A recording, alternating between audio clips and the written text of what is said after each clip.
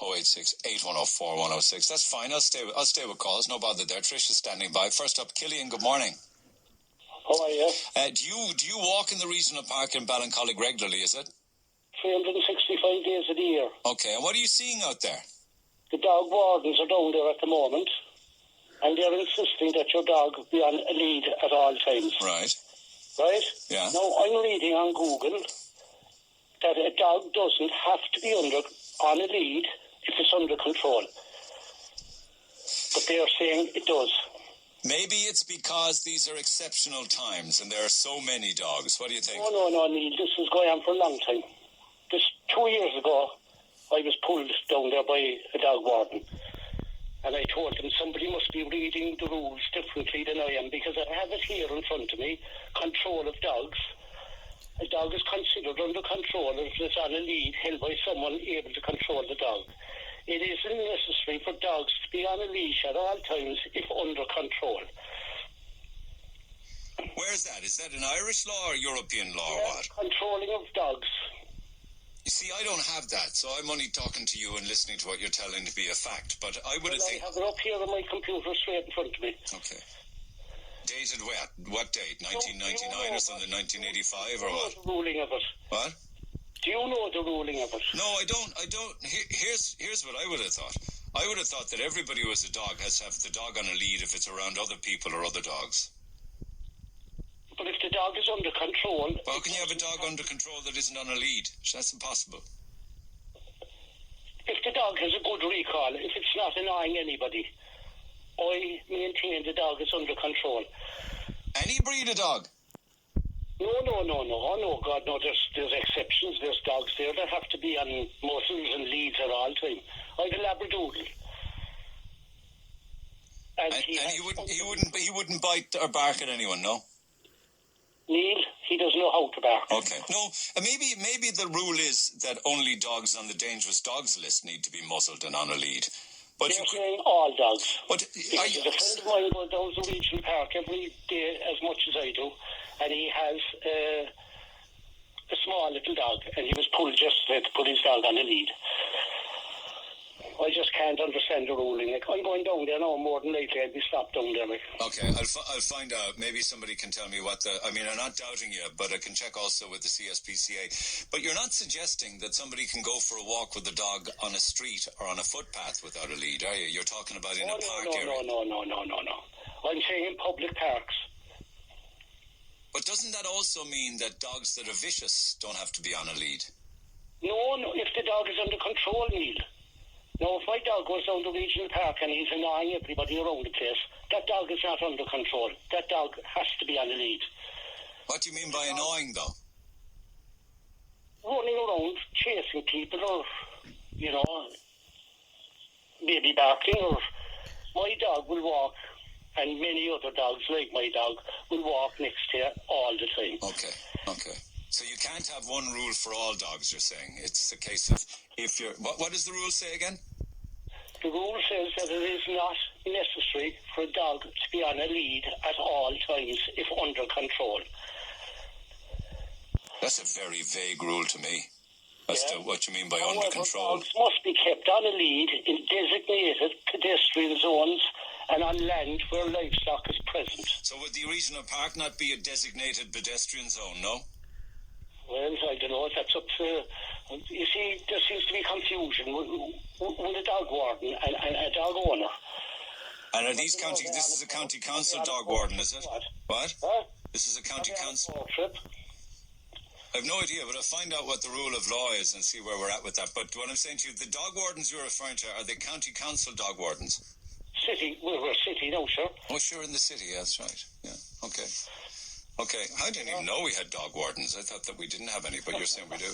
Well, if you have a dog, go down to regional park and you see them. Okay, let me find out. Let me find out, and I'll find out ASAP and put you back on the air if that's the case, or even just hold on there for a while. We get Vincent Cashman from the CSPCA and come back to it. Lots of stuff from yesterday with regards to different topics that we were dealing with on air, and also with the poor publicity surrounding the Farranree area after the funeral. Would you please instead focus on the fantastic work being done by the schools in the area, such as the wonderful virtual awards ceremony from the North Pres Secondary School school that featured in the Examiner. It's unfair to always focus on just the negative stories. A bit of positivity, please, for a change, says Julie. Fair enough. Okay, happy to do that. And on the A&D, whether it's busy or not, I was up in the A&D 2 weeks ago with my daughter, and the place was very quiet, as opposed to a CSPCA. He's dropped everything, in fairness to him, just to answer that question. You didn't have a morning, Vincent. I don't think you had an opportunity to hear what Killian said, though, I believe, no? No, I didn't, I'm afraid. Okay, so Killian, what is it you said the law says there again? Dogs on a lead. There is no blanket law requiring dogs to be kept on leads in all public places. However, there are a series of orders that mean you have to leash your dog in certain places in your local area. For example, children's play areas, sports pitches, roads, parks and beaches. September the 12th, 2019. You just told me that you have to have a dog on a lead in a public park. Yes. This is what the wardens are saying. Yes. I'm saying differently. You're saying that... Okay, Vincent, go on. Go ahead. All right. Any of the city parks, there is the control of dog regulations, right? Where dogs must be under effectual control. The City Council bylaws supersede the Control of Dogs Act. So any dogs that are in public parks, be it the Ballincollig Regional Park, the extended city now we call it, right? Tramore Valley, any park, graveyard, children's playground, the city bylaws state that any dog in there must be on a lead. It supersedes the Control of Dogs Act. There you go. From the horse's mouth, Killian. Yeah. And this is September the 12th, 2019. It doesn't matter whether it's today or last week. Gentlemen would look into it and see there is no blanket law requiring dogs to be kept on a lead in public spaces. There is on the City Council bylaws. The County Council are slightly different. The City Council bylaws state that all dogs must be kept on a lead. And why am I reading this that they don't have to be? Because you just said that the City Council bylaw supersedes the Control of Dogs. There is no blanket law requiring dogs to be kept on a lead in all public spaces. However, there are a series of orders that means you have to leash your dog in certain places in your local area. For example, that's the parks, graveyards, children's playgrounds. It doesn't mention parks or graveyards. It mentions children's play areas, sports pitches, roads and beaches. And there is no blanket law there, regardless of what you say. Huh? No, listen, okay. I'm telling you now, we look after the dog warden service for Cork City Council. Yeah. And the city bylaws are the city bylaws. And the bylaws state that your dog, regardless of breed, age, colour or creed, must be kept on a lead. When was this law brought out? I'd say 20-odd years ago. Well, this is September 12, 2019. But is that from Cork City? It's on the Google. I went into Google to have a look at do dogs have to be kept on a lead. You went into Google? Huh? You went into Google? Yeah, I'm looking at it. Right. Well, it's the Cork. I'm going home. Cork City is far more. Cork City is far more informative than Google, and all dogs inside in parks, graveyards, anywhere where the public are mixing, must be kept. We have even our dog wardens the last couple of weeks. They're out actually on bikes in parks at the moment, advising people. They are down the regional park. Yeah. They must be kept on a lead. You need to go back, Killian, and apologise to the dog warden. I tell you, Neil, I'll be down there this morning and have it out with them. No, you can't. No, you can't. The Cork City bylaw is more powerful than the Control of Dogs Act. Do you get me? I do, yeah. Go on. All right. Fair play. All right, no problem. Cheers. Thanks a lot. Thanks for clearing that up, Vincent. Come here, before I go. We were talking there recently about puppy farms. I don't know whether you heard about it. There's some horror stories. How come they seem to be able to even exist without fear or favour? Okay.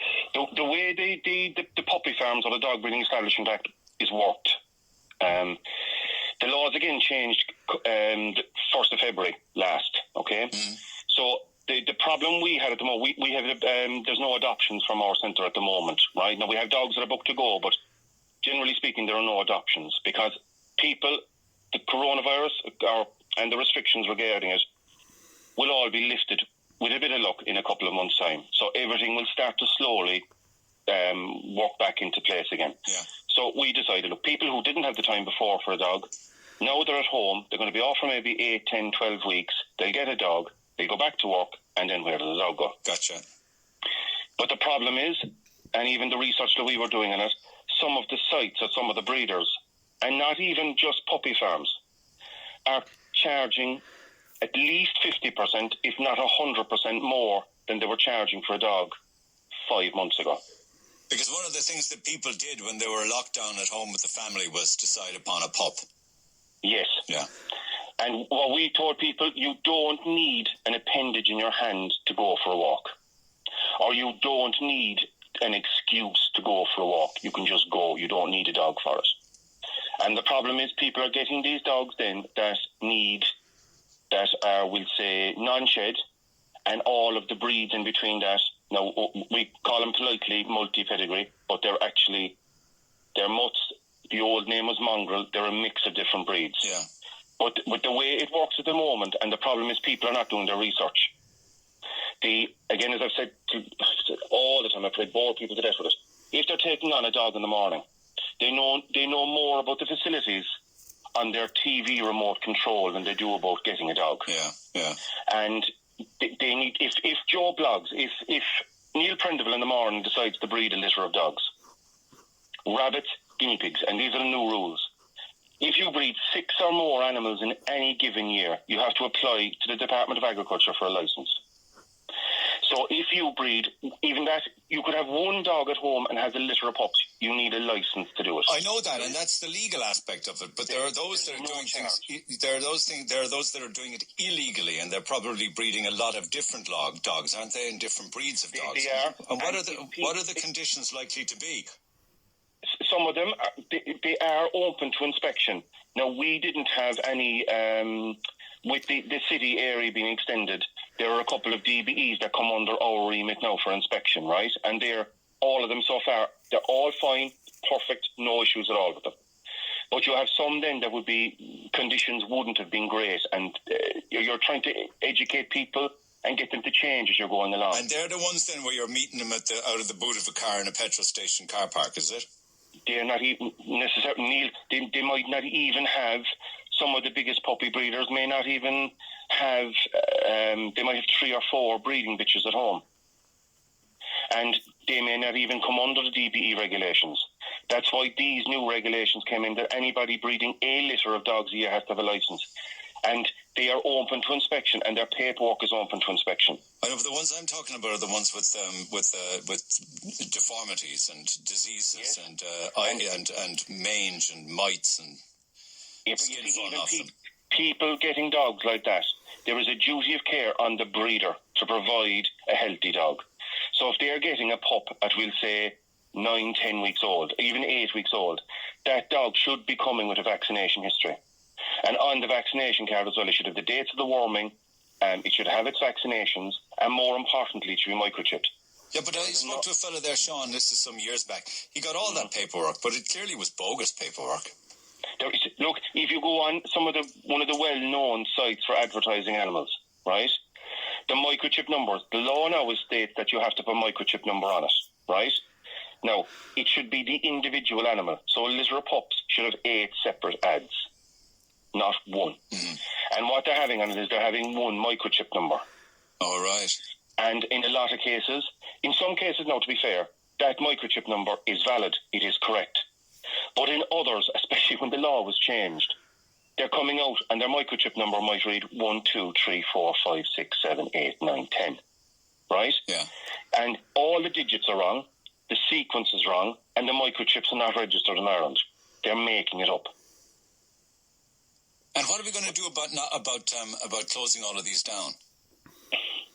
Basically, the only way for this to be closed down is for Joe Public to stop buying animals from them. Yeah. If they're doing it right, they should be charging a little bit more for the dog, right?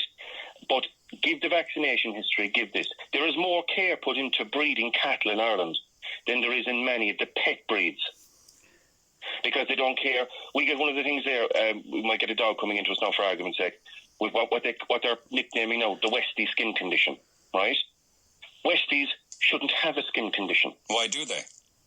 It's hereditary breeding. There's no care in the breeding. Yeah. So what they're doing is they're producing a pup with no care to the line. Was there any ailments? What were they? Like if you're getting a Labrador from a working strain, you're going for hip scores and... So you have genetic disorders. And they're just being bred into them. And it's continuing and continuing. Very sad, isn't it? It's all very sad. It's very depressing. So if they follow the rules, if they go on to, we'll say, there is... they can go onto the Department of Agriculture site, go into the animal welfare side, and you can see the new regulations that came out. It's basically the sale and supply of pets. Okay. But it'll only be stamped out when people stop supporting them and stop spending with them. All right, appreciate that. Joe Public has the power on this. Okay, all right. Vincent, as always, thank you. Appreciate that, particularly clearing up the issue regarding dogs on or off the leash, that the city bylaws supersede the Control of Dogs Act. I hope it cleared it up for Killian. Lines open 1-850-105.